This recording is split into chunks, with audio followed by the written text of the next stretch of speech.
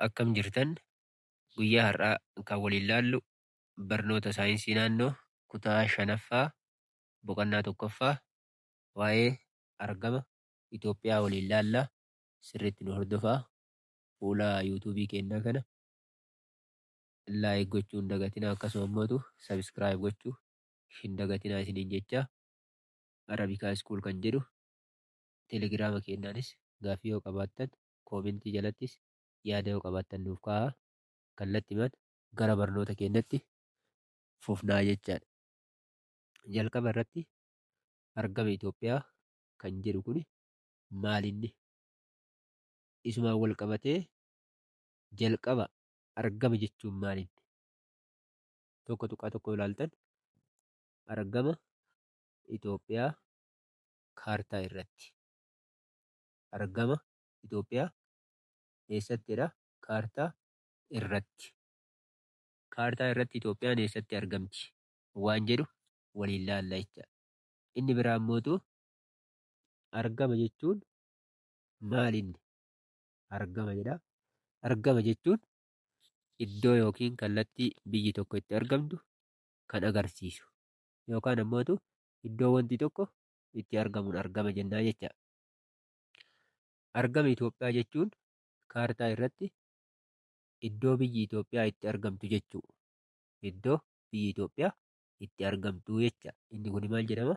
Argama Itoophiyaa jedhama. Itoophiyaan kallattii adda addaatiin biyyoonni garaagaraa ishee daangessiti. Keessattuu Itoophiyaan eessatti argamti? Kallattii kaaba baha Afrikaatti argamti. Kaaba baha Afrikaatti. Itoophiyaan kaaba baha Afrikaatti argamti jechuudha. Naannoo gaafa Afrikaatti argamti. Gaafa Afrikaa jechuun naannoo kallattii gara fiixee baha Afrikaati.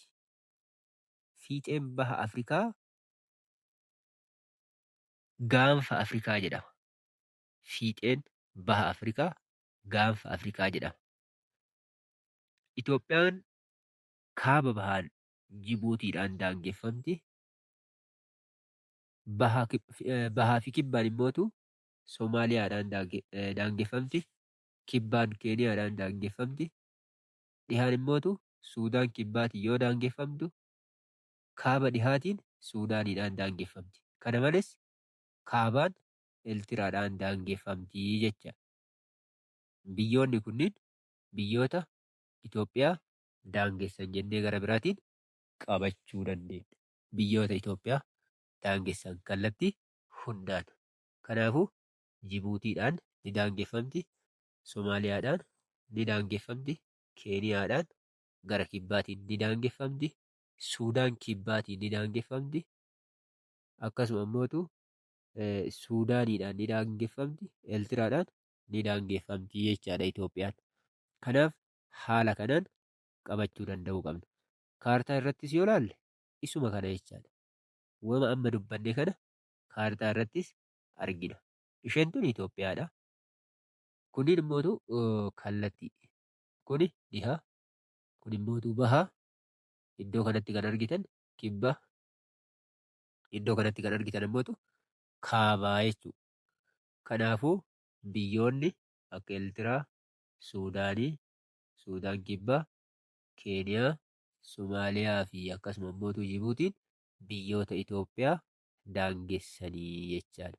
Haaluma kanaan asitti osoo hin dubbatin bira taruu kan hin qabne biyyoota fiixee gaanfa Afrikaa jedhamanii kan beekaman ni ilaalla fuulduratti. Haa ta'u malee fiixee gaanfa Afrikaa kan jedhamu isa kana jechaadha. Iddoo kanniittu fiixee gaanfa Afrikaa jedhamee beekamaa jechaadha. Kanaaf haala kanaan qabachuun barbaachisaadha. Itti aansuudhaan kan ilaallu argama birqabaa fi argama dhugaa Itoophiyaa ilaalla jechaadha. Argama birqabaa fi argama dhugaa yookaan ammoo argama astiroonoomii jedhama. Argamni dhugaa maqaa biraa astiroonoomii yookaan argama dhugaa jedhamu qaba jechaadha. Kanaaf isa kana ilaalla. Garaagarummaa argama birqabaa fi argama dhugaa. Garaagarummaan isaa maali?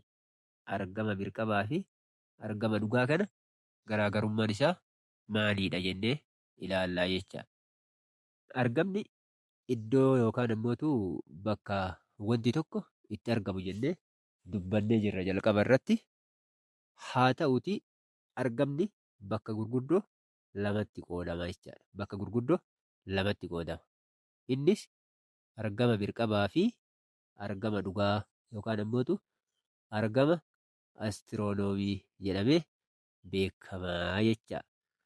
Jalqaba irratti kan ilaallu argama birqaba Itoophiyaati. Argama birqaba jechuun kun wal bira qabuudhaan ilaaluu jechaadha. Wantoota 2, 3, 4 wal bira qabuudhaan kan ilaalantu argama birqabaa jedhama. Mee haa ilaallu. Argama biyya tokkoo yookiin iddoo tokkoo biyya biraa yookiin iddoo beekamaa biraa waliin wal bira qabuun kan ibsu argama birqabaa jedhama. Iddoon inni wal bira itti qabu sun maal ta'uu qaba? Iddoo beekamaa ta'uu qaba. Fakkeenyaaf biyyi Itoophiyaa biyya of dandeetteedha. Keeniyaan biyya of dandeetteedha. Keeniyaan waliin wal bira qabe bakki Itoophiyaan itti argamtu. Somaalee waliin wal bira qabe yookaan Somaaliyaa waliin wal bira qabe bakka Somaaliyaan itti argamtu yookaan Itoophiyaan itti argamtu kan himu argama birqabaa jedhama jechaadha. Qaama lafaa irratti bakki naannoo yookaan biyyi tokko itti argamu haala salphaan beekuuf kan nu gargaaru argama birqabaati. Argama birqabaattu haala salphaadhaan biyyi takka eessatti akka argamtu beekuudhaaf nu gargaaraa jecha. Kana haala kanaan qabachuun barbaachisaadha. Kallattiidhaan yoo ilaalle argama birqaba Itoophiyaa yoo ilaalle biyyoota ollaa Itoophiyaa waan jedhus asumaan ilaallaa jecha. Biyyoota ollaa Itoophiyaa jedhaniis akkasuma immoo kallattii isaan ittiin daangessan ilaalla jecha. Biyyoota ollaa Itoophiyaa kan jedhaman Suudaan Kibbaa, Jibuutii, Somaaliyaa, Eertiraa fi Keeniyaadha. Biyyoonni kunniin biyyoota ollaa Itoophiyaa jedhamanii beekamu. Biyyoota 6 biyyoota ollaa Itoophiyaa jedhamuudhaan beekamanidha jechaadha. Suudaan kallattii kaaba dhihaan daangessiti. Itoophiyaa kaaba dhihaatiin daangessiti. Suudaan Kibbaa immootu kallattii dhihaatiin daangessiti.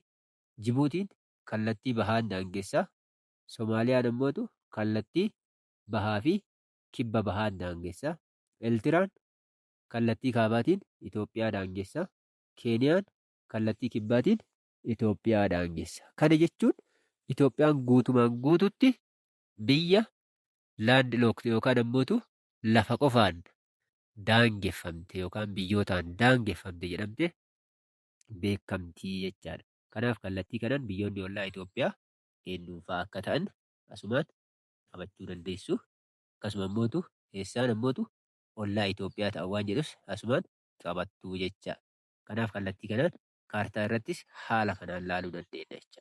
Haala kanaan biyyoonni Itoophiyaa daangessan eenyufaa akka ta'an asumarraa hubachuu dandeenya. Isaan kanneen jecha. Jibuutii, Somaalee, isheen kun Itoophiyaadha. Kanaaf Suudaan Kibbaa, Keeniyaa biyyi jennu kun biyyoota ollaa Itoophiyaa yookaan ammootu biyyoota Itoophiyaa daangessan jennee qabannaa jechaadha. Inni biraa argamni dhugaa argama naannoo yookiin biyya tokkoo sarara yaadaa dalgee fi gadeetti fayyadamuun argama sirrii kan ibsu. Maalitti fayyadamna? Sarara dalgee fi sararri kun sarara yaadaati. Sarara gadee fayyadamuudhaan kan biyyi tokko eessatti argamni jennee himuu dandeenyutu sarara argama dhugaa jedhama. Inni kun maqaa biraa maal jedhamu qaba isiniin jedhe argama astiroonoomii yookaan astiroonoomii jedhamu qaba isiniin jedhee jira jechaadha. Kanaaf kallattii kanaan qaban. Argamni dhugaa Itoophiyaa dalgeedhaan kibba Itoophiyaa naannoo Oromiyaa fiixee Mooyyalee akkasuma immootu isarraa kaasee Itoophiyaa naannoo Tigraay hanga Baadimmetti kan dheeratudha. Hanga eessatti kan dheeratu jechaadha. Mooyyalee irraa hanga Baadimmetti kan dheeratu dalgeedhaan jecha. Gadeedhaan immootu irraan gadeetti sarara yaadaa gara gadiitiin dhiha Itoophiyaa naannoo Gaambeellaa naannoo Gaambeellaa fiixee Akooboo irraa hanga baha Itoophiyaa naannoo Somaalee fiixee Ogaadeenitti dheerata jechaadha. Sararri yaadaa kun sarara dhugaa, sarara yaadaan sararamu isa sirrii ta'e sammuu namaa keessatti dhufu isa wajjin kan wal fakkaatu jechuudha. Haaluma kanaan Itoophiyaan mudhii lafaa irraa dalgee digirii 3 kaabaa hanga kaaba digirii 15tti sarara gadee digirii 33 baha hanga baha digirii 48 gidduutti argamti jecha. Kanaafuu haala kanaan argamni Itoophiyaa bifa kanaan kaartaa irrattis haala kanaan taa'ee jira jecha. Digirii 3 hanga 15 sarara gadee akkasuma immootu sarara dalgeetiin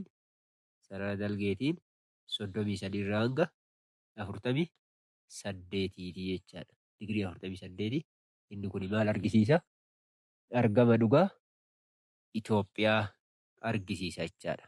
Argama dhugaa Itoophiyaa argisiisaa jechuudha. Kanaafuu kaartaa kana yoo sirriitti ilaaltan iddoowwan garaagaraa fakkeenyaaf gidduu kana galoo galaana Eden jira. Galaanni diimaan jira.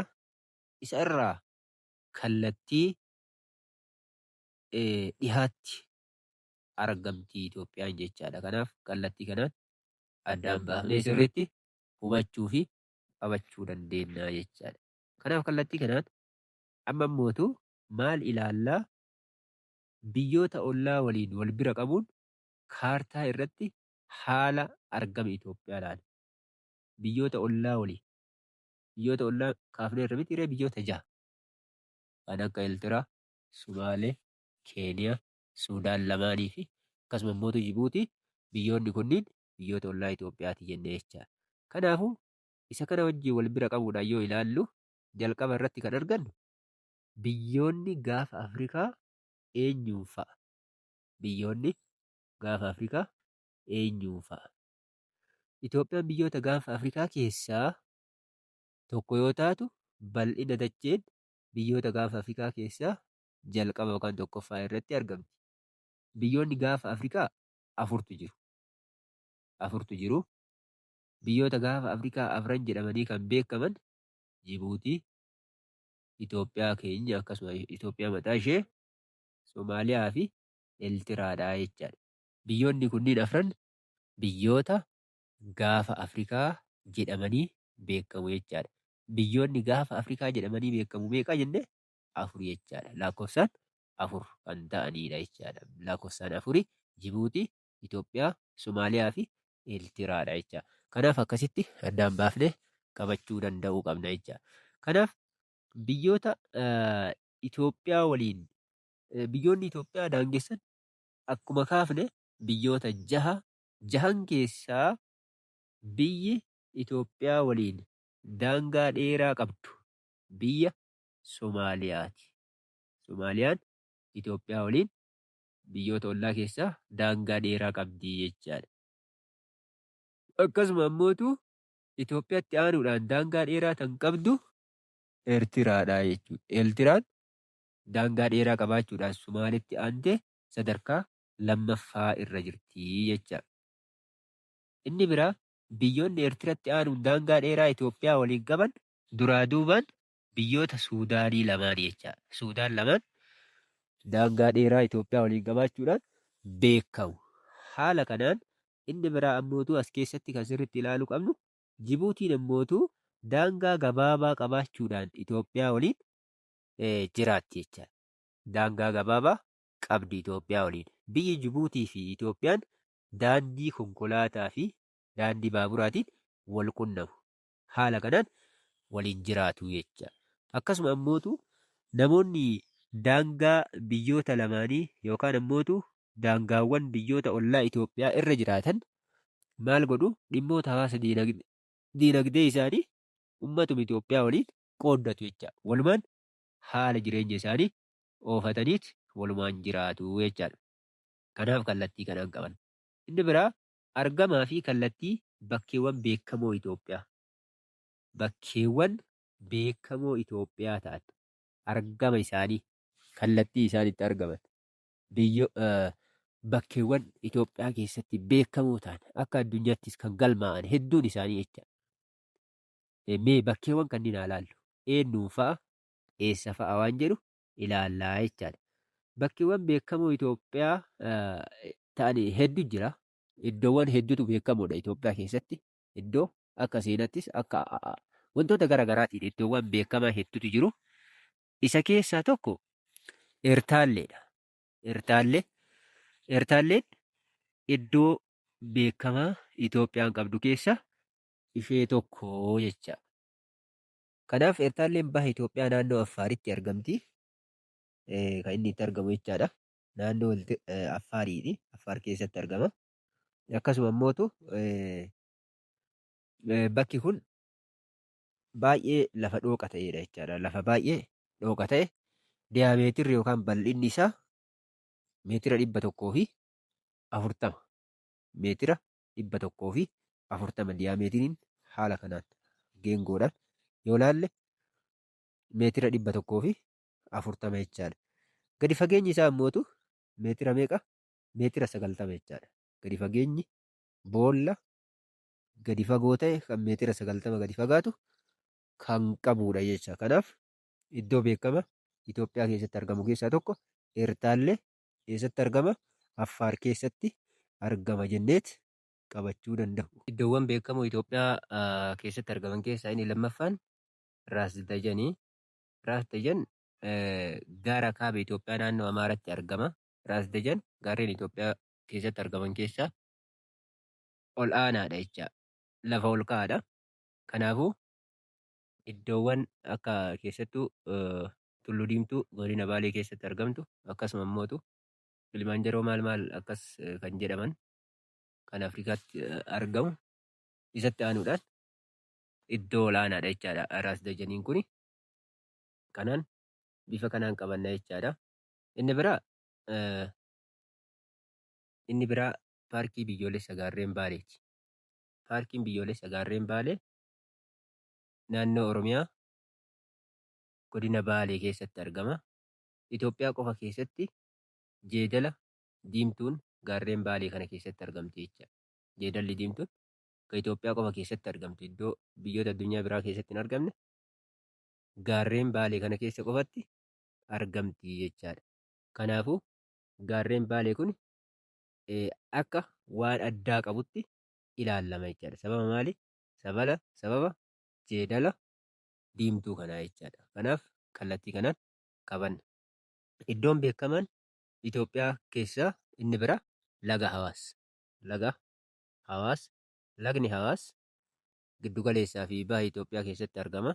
Lagni kun giddugaleessa Oromiyaa irraa ka'uun tajaajila diinagdee olaanaa laga kennuudha jechaadha. Diinagdee akkasuma jallisii garaagaraatiif laga oolu keessa lagni Hawaas Itoophiyaa keessatti laga baay'ee beekamaa ta'edha jechaadha. Lagni Hawaas biyya keessaa osoo hin ba'in marsee tajaajila erga kennee booda daangaa Jibuutii fi Itoophiyaa gidduu cirracha Affaaritti hara Aabbee keessatti seenee hafa jecha. Hara Aabbee kana keessatti seenee hafa jecha. Lagni Hawaas biyya keessaa osoo hin ba'in marsee tajaajila kennaa deema jechaadha. Booda immootu daangaa Jibuutii fi Itoophiyaa gidduu cirracha Affaarii fi hara Aabbee keessatti seenee hafa achi keessaan bahu jechaadha. Cirrachuma sana keessatti hafa. Deebi'ee bishaan inni itti dabalamu tokko illee hin jiru jechaadha. Kanaaf kallattii kana qabanna jechaadha. laga Hawaas haala kanaan fakkiin isa ibsu bifa kanaan jira jechaadha. Inni biraa immootu iddoon beekamaan Itoophiyaan qabdu keessaa hara Xaanaati. Harri Xaanaa kaaba Itoophiyaa naannoo Amaaraatti argama jechaadha. Inni kunis kaaba Itoophiyaa Amaaraa keessatti argama. Harri kun baay'ee bashannanaa fi madda qurxummii kan ta'e jecha. Madda qurxummii yookaan ammootu iddoo ol'aanaa qurxummiin itti argamu jennee qabachuu dandeenya jechaadha. Kanaafuu harri Xaanaa hara beekamaadha jechaadha. Hara beekamaa Itoophiyaa jenneellee qabachuu dandeenya jechaadha. Kanaafuu hara Xaanaa kan jedhamu haala kanaan ibsama. Inni biraa iddoo beekamaa Itoophiyaa jedhamee kan beekamu paarkii biyyoolessa Oomooti. Paarkii biyyoolessa Oomoo kan jennu kuni naannoo kibba Itoophiyaatti argama. Naannoo uummattoota kibba Itoophiyaatti. Paarkiin kun haala teessuma hawwataa fi bineensota garaagaraatiin kan badhaadhe jecha. Bineensota akkaan namatti tolan hedduu isaanii achi keessatti arganna jechaadha. Kanneen akka harree diidaa fa'a achi keessatti arganna jechaadha. Kanaafuu paarkiin biyyoolessa Oomoo waan hedduu bineensota hedduu kan of keessaa qabu ta'uu isaa bifa kanaan hubanna. Inni biraa paarkii biyyoolessa Gaambeellaati. Paarkiin biyyoolessa Gaambeellaa kallattii lixa Itoophiyaa naannoo Gaambeellaa keessatti argama jechaadha. Naannoo Gaambeellaa keessatti argamaa jechaadha. Kanaafuu paarkiin kuni naannoo Gaambeellaa keessatti haa argamu. Bineensota bosonaa garaagaraatu isa keessatti argama. Bosona kana keessatti gafarsi ni jira. Gafarsi bineensota achi keessa jiran keessaa isa tokkoo fi ijoodha jechaadha. Kanaaf kallattii kanaan qabannaa jechaadha.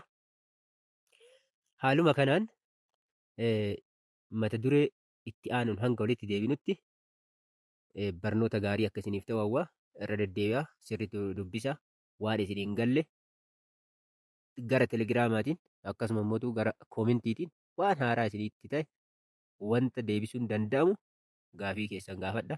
Sabiskiraayib gochuu hin dagatinaa. Yaada keessan nuu kaa'aa. Kanaaf barnoota gaarii isiniif haa ta'u. Nagayaatti.